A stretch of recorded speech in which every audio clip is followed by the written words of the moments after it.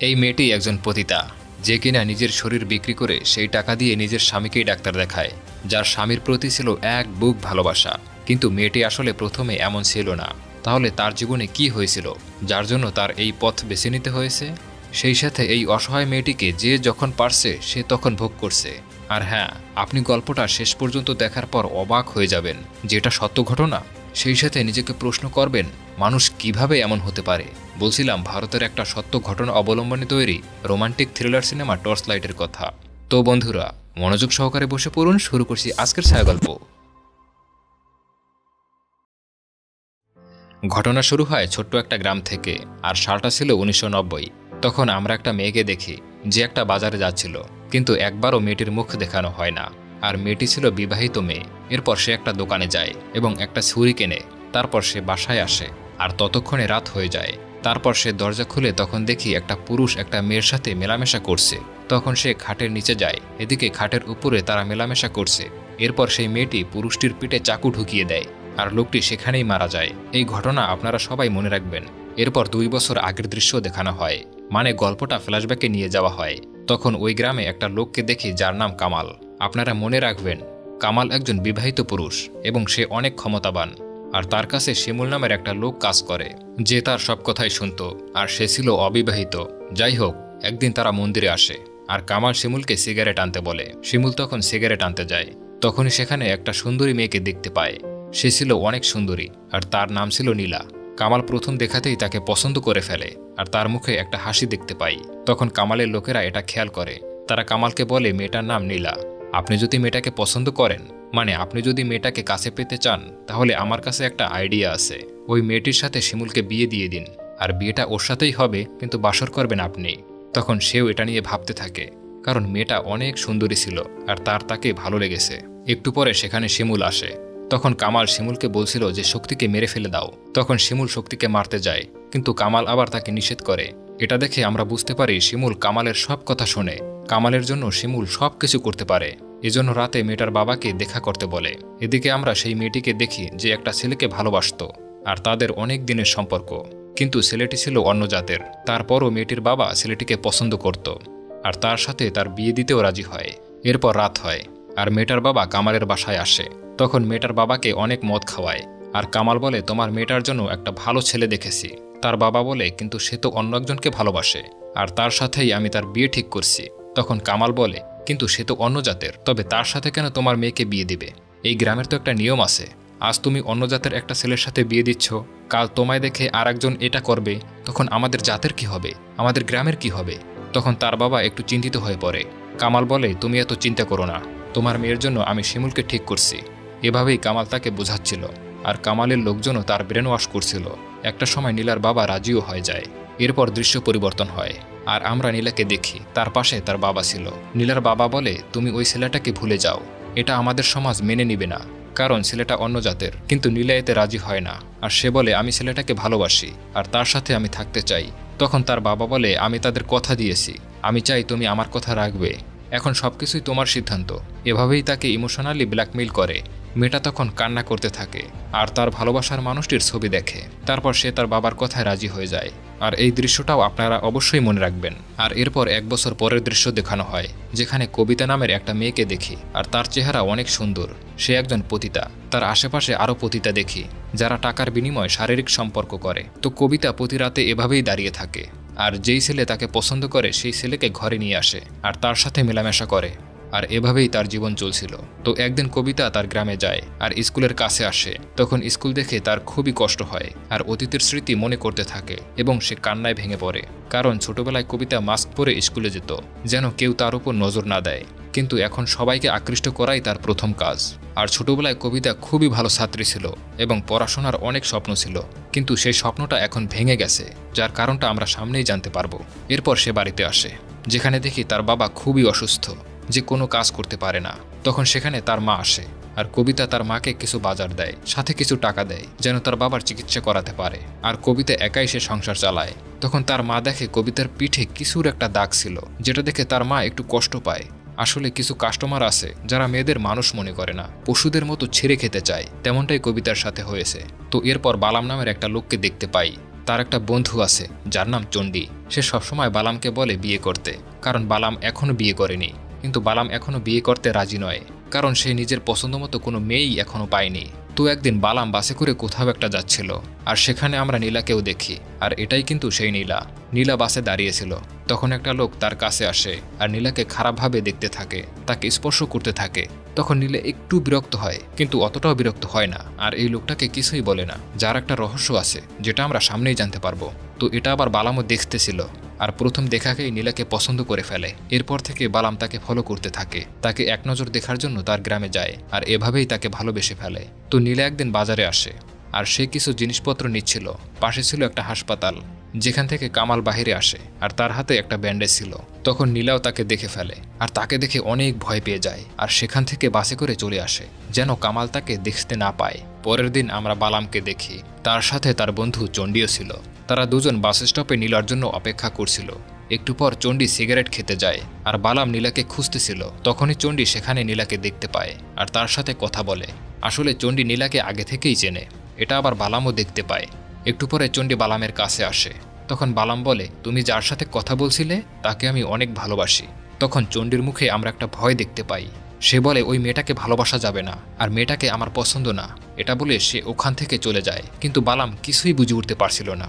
এরপর দেখি বালাম মন খারাপ করে বসে আছে, তার পাশেই ছিল তার আঙ্কেল। তখন বালাম সবকিছু তার আঙ্কেলকে বলে। সে বলে সে একটা মেয়েকে অনেক ভালোবাসে, পছন্দ করে, কিন্তু চণ্ডী এতে রাজি হয় না। তখনই সেখানে চণ্ডীও চলে আসে, আর তার আঙ্কেল চণ্ডীকে বকতে থাকে, বলে বালাম যে মেয়েটাকে ভালোবাসে তার সাথে কথা বলার ব্যবস্থা করে দাও। কিন্তু চণ্ডী এতে রাজি হয় না।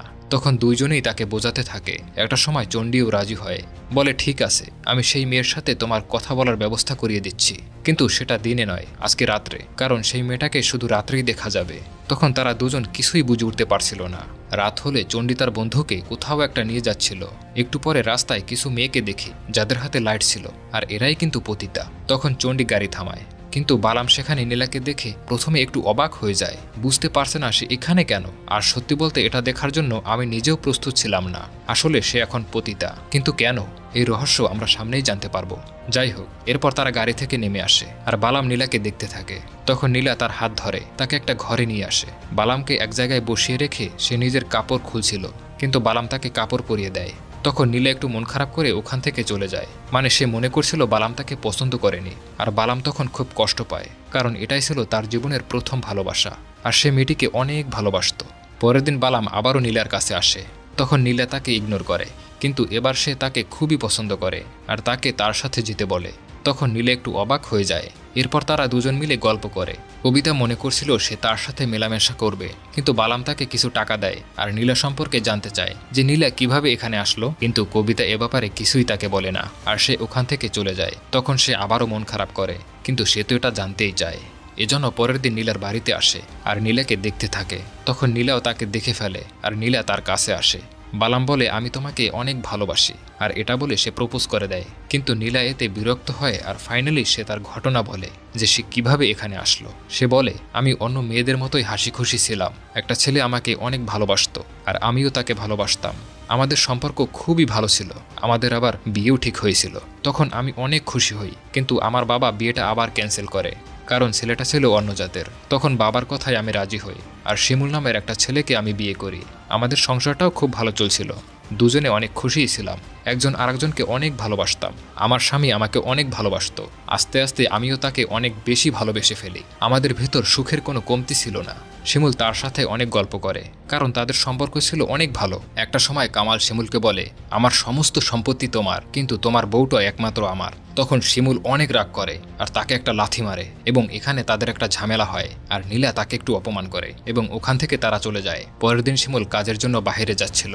তখন হঠাৎই তার বুকে ব্যথা শুরু হয়, আর সে অসুস্থ হয়ে পড়ে, আর নীলা তাকে দ্রুত হাসপাতালে নিয়ে যায়। এরপর ডাক্তার শিমুলের চিকিৎসা করে, আর বলে তার একটা রোগ হয়েছে, দ্রুত তার অপারেশন করতে হবে, কিন্তু এর আগে কাউন্টারে 20,000 টাকা জমা দিতে হবে, আর এই ওষুধগুলো এখনই আনতে হবে। তো নীলার কাছে কোনো টাকা নেই, এজন্য সে তার গহনা বিক্রি করে, আর কিছু টাকা অন্যের কাছ থেকে ধার নেয়। এরপর সে হাসপাতালে আসে। তখন ডাক্তার তাকে আরও ওষুধ আনতে বলে, কিন্তু তার কাছে আর কোনো টাকা নেই। এজন্য সে মানুষের কাছে টাকা ধার চায়, কিন্তু কারো কাছে পায় না। সেজন্য সে ভীষণ কষ্ট পায়, আর অনেক চিন্তিত হয়ে পড়ে। বুঝতে পারছিল না সে এখন কি করবে। আর মেন গল্প কিন্তু এখান থেকেই শুরু। যাই হোক, এটা কিন্তু তার স্বামীও বুঝতে পারে যে তাদের কোনো টাকা নেই। তখন সেও ভীষণ কষ্ট পায়। এজন্য সে ঠিক করে সে আত্মহত্যা করবে। এজন্য সে গলায় দড়ি দেয়। ঠিক তখনই সেখানে নীলা চলে আসে এবং তাকে বাঁচিয়ে নেয়। আর এখানে আমরা খুবই ইমোশনাল একটা সিন দেখতে পাই, যেখানে স্বামী স্ত্রী দুজনেই কান্না করছিল।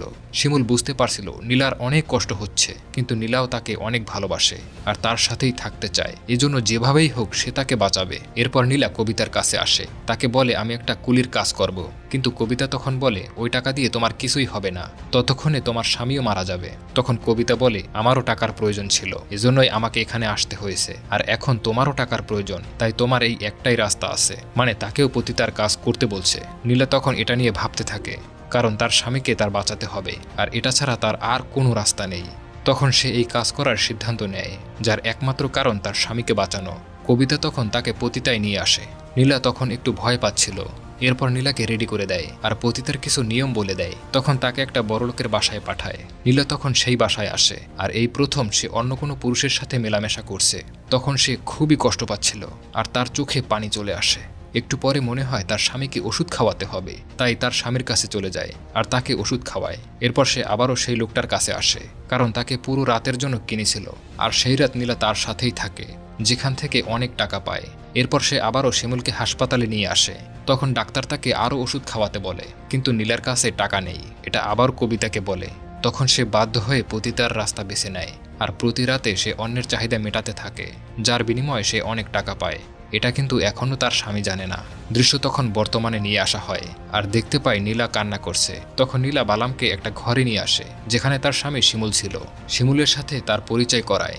বালাম তখন নীলাকে বলে তুমি টেনশন করো না, আমার একটা পরিচিত ডাক্তার আছে, যেখানে তোমার স্বামীর অপারেশন হবে। পরের দিন নীলা তাকে সেই হসপিটালে নিয়ে আসে, আর সেই হসপিটালের ম্যানেজার নীলাকে দেখে পছন্দ করে ফেলে, যার নাম ছিল দানেশ। দানেশ তখন নীলাকে তার কাছে আসতে বলছিল। এরপর খারাপভাবে তাকে স্পর্শ করতে থাকে। তখন নীলাকে বলে তোমার স্বামীর চিকিৎসা হবে, কিন্তু সেটাও ফ্রিতে। কিন্তু এর বিনিময়ে আমি কি পাবো? আমাকেও তো কিছু দিতে হবে নাকি? আর তুমি বুঝতেই পারছো আমি কি চাই। তখন নীলা বুঝতে পারে সে কি চায়। নীলা এতে রাজি হয়ে যায়, কারণ স্বামীকে বাঁচাতেই হবে। তো পরের দিন ডাক্তার শিমুলকে অপারেশন করতে নিয়ে যায়। তখন দানেশ নীলাকে তার রুমে নিয়ে আসে আর তার সাথে শারীরিক মেলামেশা করে। একটু পরে শিমুলকে দেখতে বালাম আসে। বালাম তখন শিমুলের সাথে কথা বলে। এরপর বালাম নীলার সাথে শেষবারের মতো কথা বলে। এখানে বালাম নীলাকে দেখতেই থাকে, তারপর তাকে বিদায় দিয়ে চলে যায়। তো এখন থেকে নীলা তার স্বামীকে দেখাশোনা করতে থাকে, তাকে সুস্থ করার চেষ্টা করে। আর এভাবেই 1 মাস পার হয়ে যায়। আর 1 মাস পর শিমুল সুস্থ হয়। একদিন তারা বাইরে যায়। তখন সেখানে একটা লোক আসে আর নীলাকে দেখে সে চিনতে পারে। নীলাকে বলে আজকাল তোমাকে দেখাই যায় না, একটা বড় পার্টি আছে, তোমাকে 2000 টাকা দেবে। আর নীলাকে সেখানে যেতে বলে, কিন্তু নীলা এতে রাজি হয় না আর সেখান থেকে চলে যেতে বলে। তখন শিমুল এটা বুঝতে পারে যে নীলা পতিতার কাজ করছে আর সেই টাকা দিয়েই তার চিকিৎসা হয়েছে। এটা জানতে পেরে সে অনেক রাগ করে। এরপর তারা একটা হোটেল যায়, যেখানে একটা বয়স্ক লোক নীলাকে চিনতে পারে আর আজ রাতে তার সাথে দেখা করার কথা বলে, যেটা আবার শিমুলও দেখতেছিল। আর সে এগুলো মানতে পারছে না, মানে একটা পুরুষ মানুষ কিভাবে এটা সহ্য করবে। তাই আবারও সে রাগ করে আর ওখান থেকে চলে যায়। তখন শিমুলের চোখে আমরা পানি দেখতে পাই, মানে শিমুল তাকে অনেক ভালোবাসে, তাই সে এগুলো সহ্য করতে পারছে না। তখন নীলা তার কাছে আসে আর শিমুলের কাছে ক্ষমা চায়। এরপর রাত হয়। তখন আমরা দেখতে পাই শিমুলের ভেতরটা এখন জ্বলে যাচ্ছে আর সে খুবই কষ্ট পাচ্ছে, বুঝতে পারছে না এখন সে কি করবে। আর ওখানে বসে সে কান্না করতে থাকে। সে মনে করে এতদিন সে অসুস্থ ছিল, তাই নীলা অন্য পুরুষদের সাথে শুয়েছে আর একজনের মাধ্যমে সে শারীরিক চাহিদা মিটিয়েছে। এরপর নীলা সিদ্ধান্ত নেয় তারা অন্য একটা গ্রামে চলে যাবে আর সেখানে তারা সুখের সংসার করবে। এরপর তারা বাসে করে অন্য একটা গ্রামের উদ্দেশ্যে রওনা হয়। কিন্তু বাসের মধ্যেও নীলাকে একজন চিনতে পারে আর নীলার সাথে সে কথা বলতে থাকে। আর এটাই ছিল নীলার প্রথম কাস্টমার, সেটা সে নীলাকে বলে। আর তার সাথে কাটানো রাতের ঘটনা সে নীলাকে বলতে থাকে। তখন শিমুল অনেক রাগ করে আর বাস থেকে নেমে যায়। নীলাও তখন তার পিছু করতে থাকে।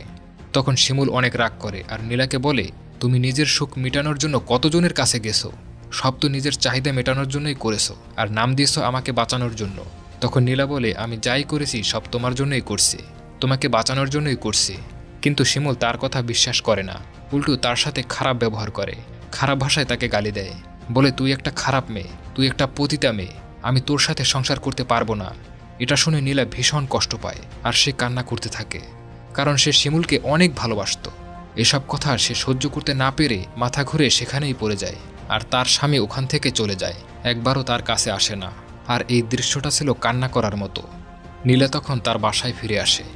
এভাবেই অনেক দিন পার হয়ে যায়, কিন্তু শিমুল আর বাসায় ফিরে আসে না। আর নীলা তার জন্য কষ্ট পাচ্ছিল। তখন কবিতা তার কাছে আসে, তাকে বলে তুমি কষ্ট পেও না, সে একটা পুরুষ মানুষ, সব পুরুষ তার বউকে নিয়ে এটাই ভাবে, তুমি এটা নিয়ে একদম মন খারাপ করো না। আর সে তোমার স্বামী, এখন গ্রামে আছে, যাও তুমি তোমার স্বামীকে ঠিক করার চেষ্টা করো, আবারও তোমরা একসাথে সংসার করো। এটা শুনে নীলা অনেক খুশি হয়।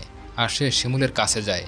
শিমুলকে দেখে সে অনেক খুশি হয়, কিন্তু শিমুল তাকে আবার বকতে থাকে, তাকে নোংরা ভাষায় গালি দেয় আর ওখান থেকে চলে যেতে বলে। কিন্তু নীলা তাকে অনেক ভালোবাসে আর সে তার সাথেই থাকতে চায়, এজন্য বোঝানোর তাকে অনেক চেষ্টা করে, তার কাছে ক্ষমা চায়।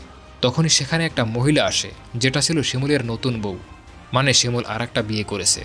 যেটা জানতে পেরে সে স্তব্ধ হয়ে যায়। শিমুল তখন তাকে একটা চর মারে আর এখান থেকে চলে যেতে বলে। তখন সেখানে শিমুলের নতুন বউও আসে আর সে নীলার গায়ে হাত দেয়। তখন নীলাও তাকে একটা চর মারে, এজন্য শিমুল অনেক রাগ করে আর নীলাকে ধাক্কা মেরে ফেলে দেয়। নীলা তখন কান্না করতে থাকে, বলে আমি তো তোমার স্ত্রী হই, আমি তোমাকে অনেক ভালোবাসি। তখনই শিমুল তার পেটে একটা লাথি মারে আর ওখান থেকে চলে যায়। এরপর তার স্ত্রী নীলাকে অনেক মারধর করতে থাকে আর ওখান থেকে ভাগিয়ে দেয়। নীলা তখন সিদ্ধান্ত নেয় তার জীবনের কোনো মূল্য নেই, তাই সে এখন আত্মহত্যা করবে। তখন সে একটা কুয়োর কাছে আসে, কিন্তু তখনই সে একটা ঘর থেকে মানুষের কথার আওয়াজ শুনতে পায়। তখন সে ওই ঘরের কাছে যায়। সেখানে শিমুল এবং কামালের দুজনের কথা শুনতে পায়।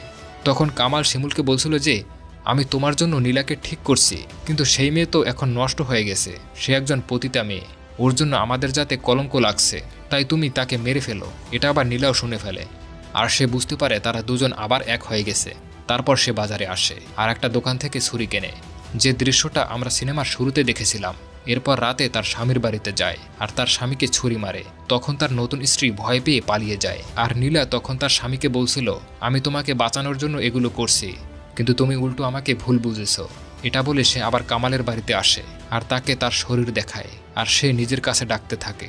তখন কামাল তার কাছে আসে, এরপর সে কামালকেও মেরে ফেলে এবং এই ঘটনার মধ্যে দিয়েই সিনেমাটা এখানে শেষ হয়। আসলে মানুষ মানুষকে ভুল বোঝা যে কতটা ভয়াবহ একমাত্র ভুক্তভোগী বুঝতে পারে। আমাদের গ্রাম বাংলায় একটা প্রবাদ আছে, যার জন্য করি চুরি সেই বলে চোর।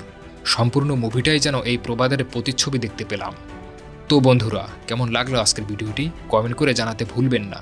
সেই সাথে পরবর্তী ভিডিও দেখার আমন্ত্রণ জানিয়ে শেষ করছি আজকের ছায়া গল্প। ধন্যবাদ সকলকে।